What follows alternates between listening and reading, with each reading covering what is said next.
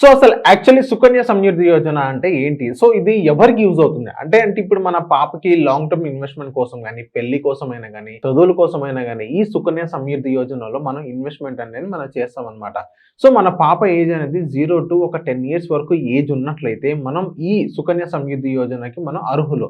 So ఇంకోటేంటంటే దీన్ని మనం బ్యాంక్ అకౌంట్ అంటూ ఒకటి మనం ఓపెన్ చేయాలి. ఇప్పుడు మనం నార్మల్‌గా మనం బ్యాంక్ అకౌంట్ నుంచి కూడా మనం ఓపెన్ చేయొచ్చు. అండ్ నెక్స్ట్ అది కాకుండా మనం పోస్ట్ ఆఫీస్ నుంచి కూడా మన అకౌంట్ అనేది మనం ఓపెన్ చేయొచ్చనమాట.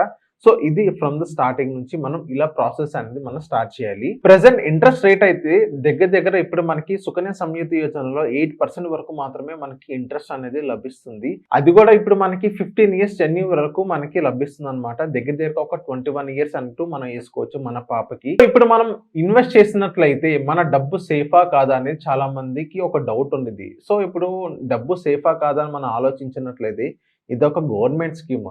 సో గవర్నమెంట్ స్కీమ్ అనేది కొంచెం మనకి డబ్బనేది కొంచెం సేఫ్‌గానే ఉంటది. గవర్నమెంట్ స్కీమ్ కాబట్టి మాక్సిమం మనకి సేఫ్‌గానే ఉంటది. అండ్ ఇది ఎఫ్‌డి కంటే బెటర్ రిజల్ట్స్ అనేది మనకి ఇవ్వడం జరుగుతుంది. అండ్ ఇప్పుడు రిస్క్ కెపాసిటీ మనం చూసుకున్నట్లయితే సుకన్య సమృద్ధి యోజనలో రిస్క్ కెపాసిటీ అనేది ఆల్మోస్ట్ 0 అనుకోవచ్చు. ఎందుకంటే ఇది గవర్నమెంట్ హ్యాండ్‌లో ఉండిద్ది కాబట్టి ఆల్మోస్ట్ మనకి 0 అని చెప్పొచ్చు. అండ్ టాక్స్ బెనిఫిట్స్ కనుక మనకి ఎలా ఉండబోతున్నాయి అని మనం చూసుకున్నట్లయితే ఇన్వెస్ట్‌మెంట్ టాక్స్ కూడా మనకి 0 ఉండిద్ది. అండ్ ఇంట్రెస్ట్ టాక్స్ కూడా మనకి 0 ఉండిద్ది. అండ్ మెచ్యూరిటీ కూడా మనకి ఇక్కడ 0 అనేది మనకి ఇక్కడ లభిస్తుందన్నమాట.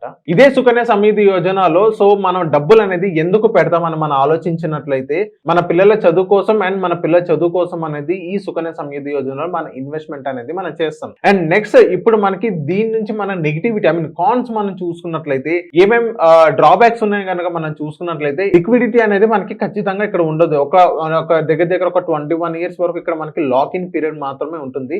సో మనకి ఎప్పుడైనా ఎమర్జెన్సీ ఉన్నప్పుడు కూడా మన డబ్బులు అనేది మనం విత్‌డ్రా చేయలేము. అండ్ నెక్స్ట్ మనం ఇన్వెస్ట్‌మెంట్ మాడ్యూల్‌లో మనం చూసుకున్నట్లయితే ప్రతి సంవత్సరం మనం 1,50,000 వరకు మాత్రమే మనం ఇన్వెస్ట్‌మెంట్ చేయగలం.